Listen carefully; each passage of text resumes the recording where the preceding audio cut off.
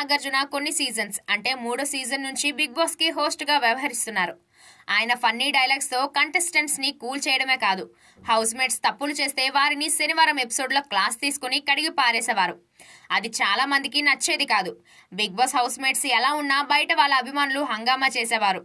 అయితే రీసెంట్ గా BB buzz anchor Geetu Royal Nagarjuna అంత బెస్ట్ హోస్ట్ కాదు అంటూ మాట్లాడిన మాటలు సోషల్ మీడియాలో వైరల్ గా మారాయి.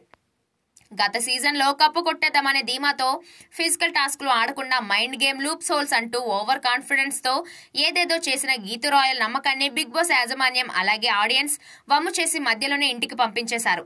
అది తట్టుకోలేక బిగ్ బాస్ స్టేజ్ పైనే తెగ ఏడ్చేసిన గీతు రాయల్ తన ఎలిమినేషన్ కరెక్ట్ కాదు అంటూ కొన్నాళ్లు మీడియాకి ముఖం చూపించకుండా ఇంట్లోనే ఉంది.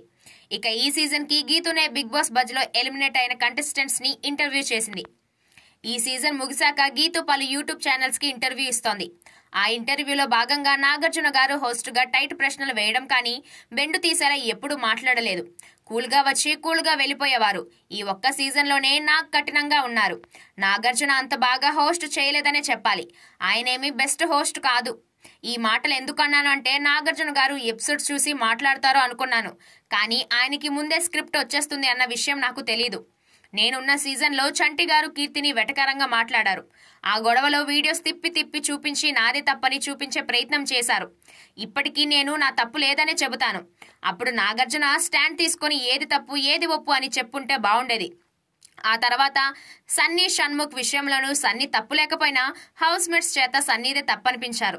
మరి ఇదంతా చూస్తే నాగార్జున బెస్ట్ అవ్వరు కదా అంటూ చెప్పి అందరికీ ముఖ్యంగా నాకే షాక్ ఇచ్చింది.